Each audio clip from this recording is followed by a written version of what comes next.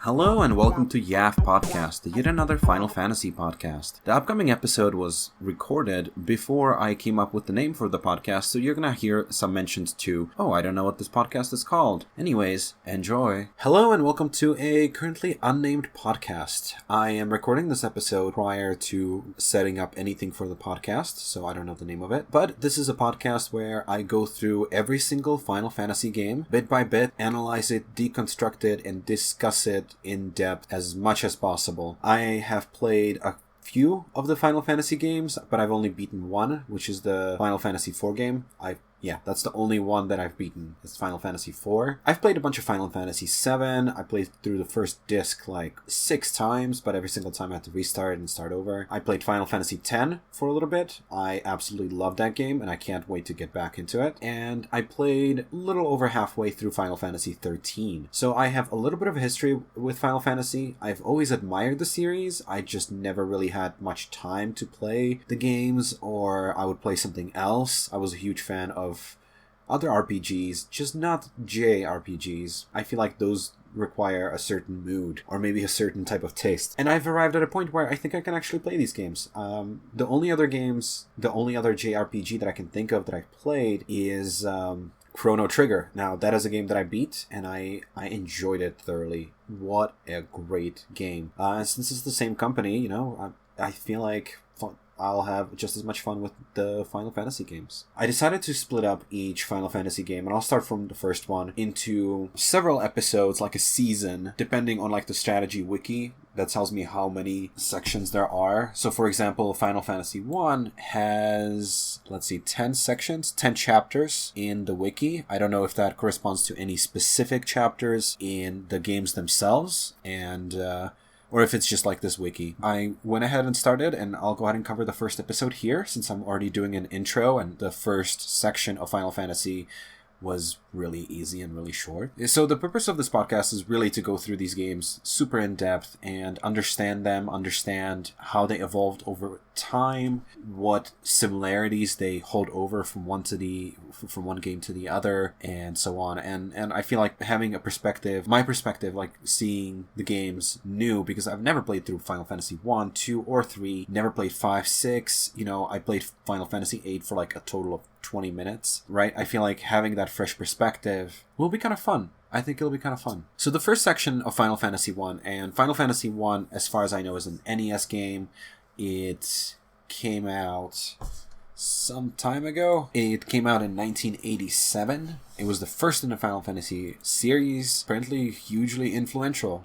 Now, I'm playing the Game Boy version of this game. The thing that's kind of fascinating about this is that I looked at images of the games and, comparing them. And what I've noticed is that the game, when it gets remade, they actually change the game. So it's not you don't have a direct port from an older game, it's a little bit of a weird thing, right? Because Final Fantasy VII, for example, it retained its retro feel. So if you play the original PlayStation version and maybe the PlayStation 1 version, or the PC version from the 90s, and you play the PC version today, or the Switch version, there are some changes, some very small, minor changes in the graphics and in the gameplay and everything, but it's essentially the same game. And Final Fantasy, I was looking at the different versions, and we have like high resolution 2D graphics, and suddenly sprites look different, and you notice that the game has richer colors. I think the PSP version, the overworld was actually 3-dimensional, right? I think it was the PSP version. It had like higher resolution 2D graphics, and it's kind of interesting because it's a game that when it got remade or when it got ported, they tried to improve it. I see that they added cutscenes and all these different things, and it's just kind of fascinating. I wonder why this game was okay to remake in this way, and why, we as gamers insist that some other games are like a straight port or like a high-res port, but not like a super high-res port. Kind of like, when you look at the game, it looks how you remember it, not how it was. The game starts off with some exposition. We find out that we're the Warriors of Light, the 4 Warriors of Light. I did use the wiki to create my characters and my party. I suck at those things. I know nothing about this game anyways, and I wanted to have a chill playthrough. So I went with a warrior a thief, a red mage, and a white mage, distributing them however the wiki told me to, like in terms of like equipment and stuff. The first chapter is called The Kingdom of Cornelia, or at least in the wiki,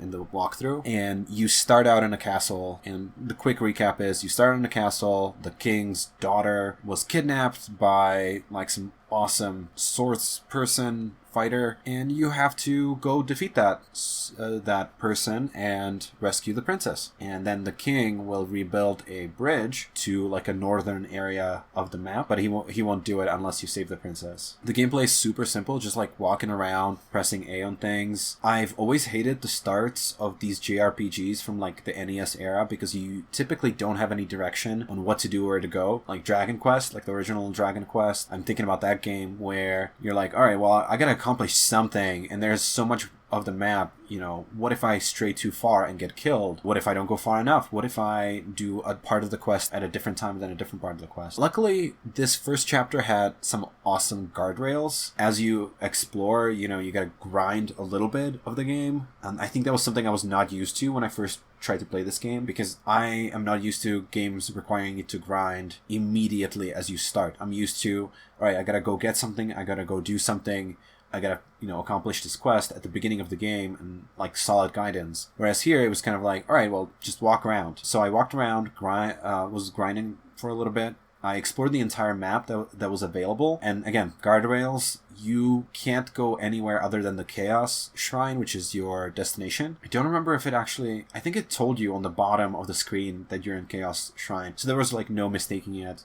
The only other place that you could enter was the Earth Shrine, and it was basically non-interactive. And I think that was kind of the point there, that, you know, you can explore and it's safe right now. And I like that. I like that aspect of the game. I went into the Chaos Shrine, I fought against the Source Person, defeated them, and the bridge got rebuilt. So very quick chapter. The cool thing is that at the end of this chapter, that's when the titles start. So this was like a prequel kind of thing, or it was like it was literally just an intro that you could play and experience the game, see if you like it, and then actually start hard part of RPG, you know, figuring out where to go, what to do, if you need to grind, if you don't need to grind, and so on. I did not play past the bridge just for the purposes of this podcast, and I decided to record this podcast as soon as I sat down and wanted to play the next section. I don't really know what there is to deconstruct. We got some exposition about how, you know, the world was governed by the 4 classic elements, which is represented in the 4 crystals that the 4 light warriors, or warriors of light, whatever, carry, which, you know, your party is the light warriors. And world kind of went to hell at some point. Somebody did something that they were not supposed to. I think that's pretty much like the basis of every JRPG. Like, oh, I found this great power, I'm going to misuse it. This really feels kind of like that. So yeah, I'm not sure what there is to deconstruct about this. It's, like I said, it starts the way you would expect any JRPG to start. It feels like there's a rich story that you don't know. It's nice that you can interact with all the different characters, and the town is split up into like those 6 different shops. You know, all of that feels very JRPG. I mean, it makes sense, right? Like the Final Fantasy was one of the pioneers of JRPGs. And kind of everything changed after that, and they kept kind of pushing the envelope of what JRPGs could look like and feel like. So that's not super surprising that what we see as common elements now, you know, they were pioneering at the time. Controls were pretty easy to pick up as well, you know, everything you would expect. I will say there's an advantage with the GBA game, and that you can save anywhere, like literally anywhere, and that actually surprised me. I think the PSP version had the same thing. You could just, not just in the overworld, but in the villages you can save. It's really weird. But if I remember correctly, the original only let you save in an inn. And I remember that was also the case in Dragon Quest, I think. But the Game Boy version of Dragon Quest had the easier option of, you know, you can save anytime you're in the overworld. So that's what I remember. Yeah, the GBA version does have a bunch of changes. This is really the fascinating thing to me, is that this game got ported and remade so many times. And that is one thing I want to talk about actually more. That, you know, it changed the game fundamentally, I think. It started on the NES in 1987. Then in 1990, it came out... in 1987 it came out in Japan. In 1990 it came out in the US, censored, and some small changes apparently. But then, like, as it kept being re-released in 1994 and 2000, you know, it got a bunch of graphical updates. It got a bunch of cool stuff. I don't see the PlayStation release. Oh, there it is. It's like the original PlayStation got a release in 2003 as Final Fantasy Origins. That's pretty late, isn't it? Because PlayStation 2 must have been out at this point already. But, you know, I'm reading the changelog here, and that version, the Final Fantasy Origins version, where 1 and 2 came bundled together, it says it has all new, more detailed graphics, new, remixed soundtrack, full movie, like, cutscenes, art galleries, and save functions, and things like that, which is really awesome. And then another re-release was just a year later in 2004 for the GBA, and it came out as Final Fantasy 1 and 2 Dawn of Souls. That had 4 new additional dungeons, so like it had a whole expansion to it. And you can already see the graphics changes between all these different games, and it's kind of fascinating that they kept remaking and porting this game and improving it over time. And I wonder if like the version that's out now for, like, let's say the iOS or Android, if that is the version that they're just going to stick with, or if we're going to get like a Switch release, which I still think we should get a Switch release, right? If we get a Switch release, and, you know, then I wonder if they're going to add a bunch of new stuff to it. Like, I'm seeing that they added like 3D stereoscopic graphics to the 3DS version, which is surprising. I know they were really pushing for the stereoscopic graphics, but that means that they must have done some like serious work on this game, you know, to get that feature on there. Anyway, yeah, so those are kind of like my thoughts about it. I can't wait to explore more of this game, and I'm most likely going to be talking more about the plot and the game and gameplay in the future episodes. Thank you for listening.